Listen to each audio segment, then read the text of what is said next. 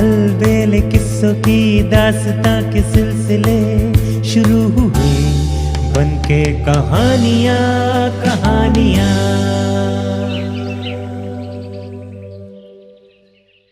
आइए सुनते हैं आज की कहानी धोती के मोती। बहुत पहले की बात है।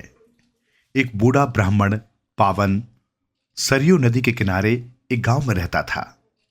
उसके 7 बेटे और 7 बहुएं थी। सातों बेटे काम की तलाश में बाहर निकले, लेकिन सातों बहुएं खेतों और बच्चों की देखभाल के लिए गांव में ही रुक गई। ब्राह्मण बहुत ही धार्मिक और नेक व्यक्ति था। प्रतिदिन 1 मील की दूरी तय कर वो नदी में नहाने और पूजा करने जाया करता था। धीरे धीरे वो और बूढ़ा और कमजोर होता जा रहा था, और एक समय ऐसा आया जब उतनी दूरी तय करना उसके कमजोर पैरों के लिए मुश्किल हो गया। ऐसे में बगल के झरने में नहाने के सिवा अब उसके पास कोई चारा ना बचा था।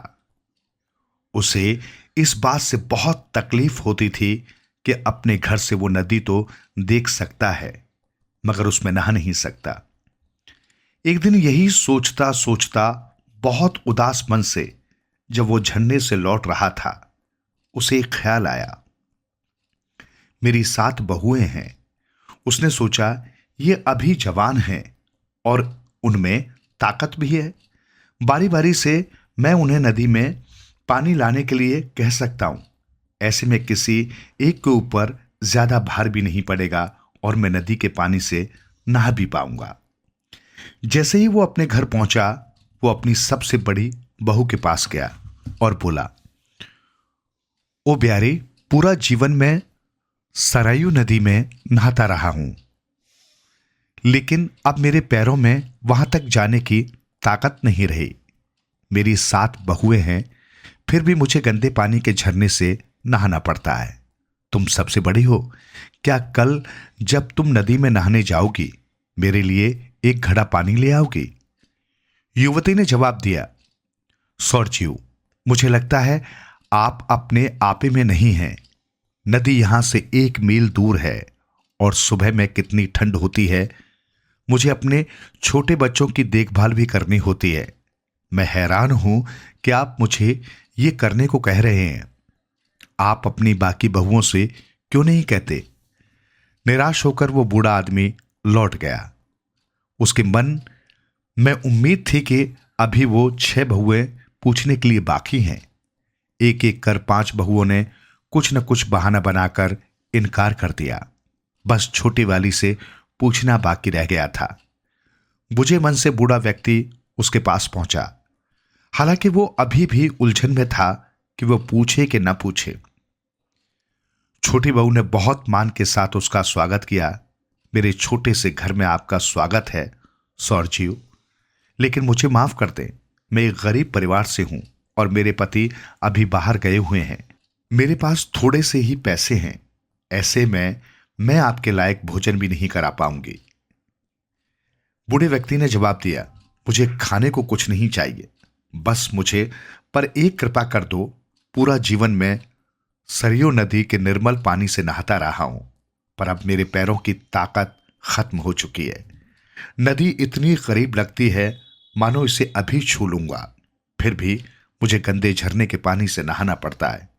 बेटी, जब सरयू में नहाने जाती हो तब क्या मेरे नहाने के लिए भी एक घड़ा पानी ला सकती हो?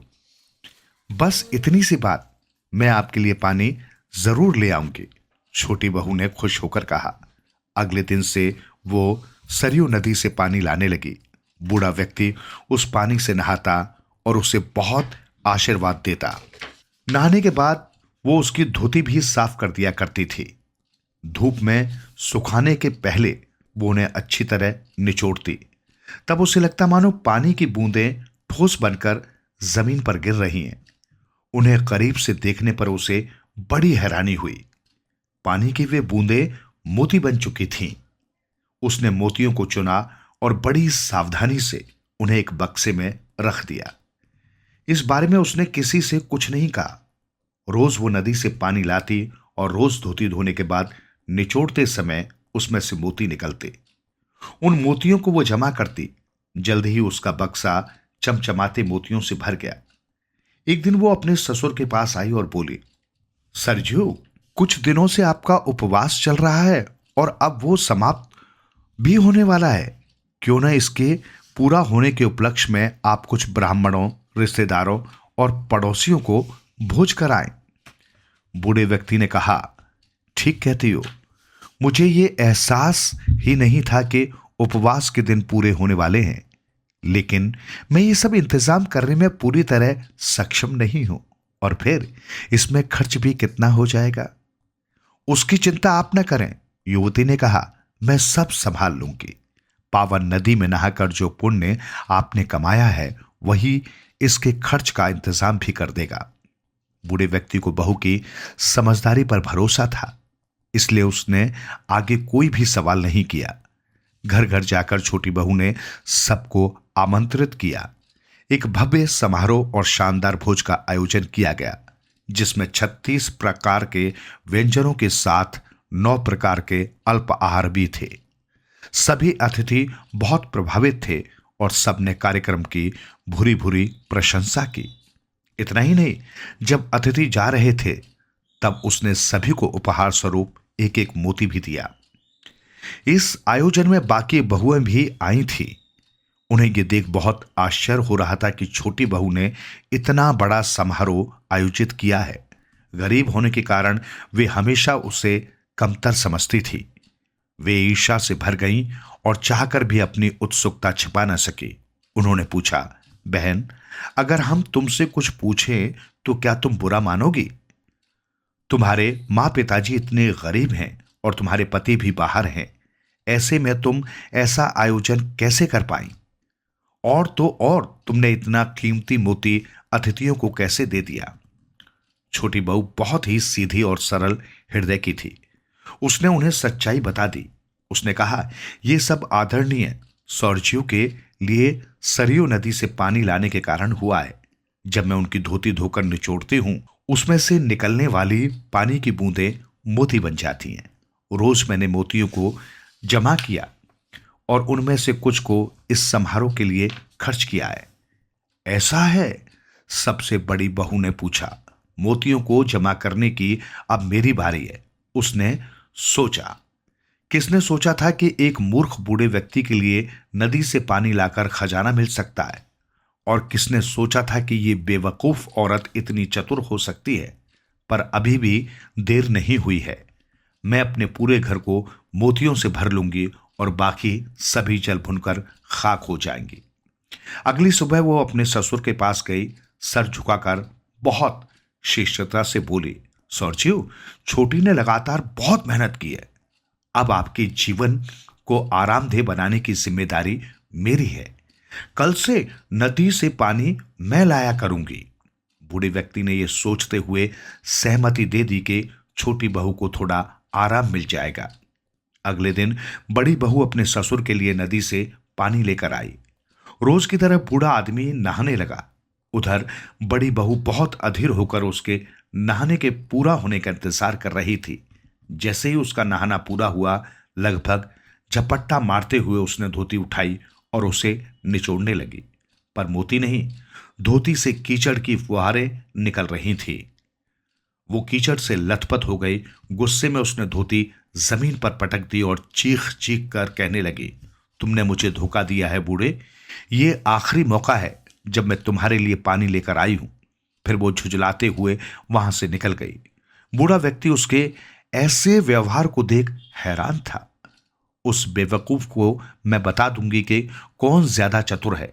अपने कपड़े से कीचड़ साफ करती हुई बड़ी बहू सोचती जा रही थी, मैं उसे मजा चखा दूंगी। वो लगातार बड़बड़ा रही थी। वो बाकी बहुओं के पास गई और दहाड़े मारकर उन्हें अपना दुखड़ा सुनाने लगी। चूंकि सभी छोटी बहू से ईर्ष्या करने लगी थी, सबने उसे सबक सिखाने की ठानी। 6 ने मिलकर एक योजना बनाई। रात में जब छोटी बहू सो रही थी, तब वे उसके घर में चुपके से घुसी और मोतियों से भरा बक्सा चुरा लिया। सुबह छोटी बहू ने गौर किया कि जहां बक्सा रहता था वह जगह खाली है, थोड़ी देर वो उसे ढूंढती रही, फिर ये सोचकर कि कोई जरूरतमंद ले गया होगा, उसने उसके बारे में सोचना भी बंद कर दिया। फिर वो अपने ससुर को प्रणाम करने गई। तब उसे ये पता चला कि बड़ी बहू ने पानी लाने से इनकार कर दिया है। छोटी बहू पहले की तरह अपने ससुर के लिए पानी लेकर आई। इस बार धोती निचोड़ते समय उसके आश्चर्य की सीमा न रही।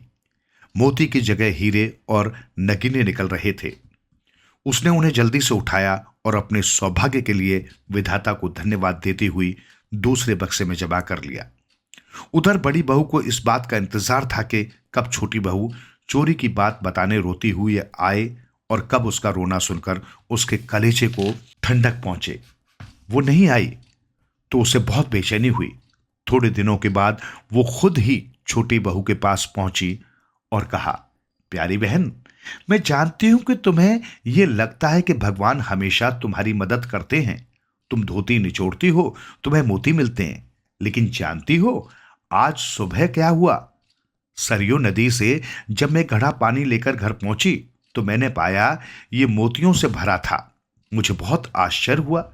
मुझे लगा कि शायद तुम्हें मेरी बात पर यकीन न हो, इसलिए मैं तुम्हें दिखाने के लिए मोती लाई हूं। यह कहकर उसने अपना झोला खोला जिसमें मोती रखे थे। लेकिन जब उसमें से कंकड़ पत्थर निकले वो भयभीत हो उठी। वो मुड़ी और शर्म से पानी पानी होकर भागने ही वाली थी जब छोटी बहू ने कहा, प्यारी बहन, सरयू नदी में हीरे मोती और नगीने भी हैं और कंकड़ पत्थर भी।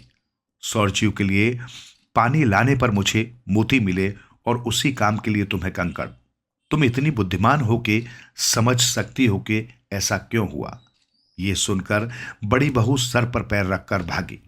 छोटी बहू पहले की तरह अपने सौरचू के लिए तब तक पानी लाती रही जब तक वे जीवित रहे।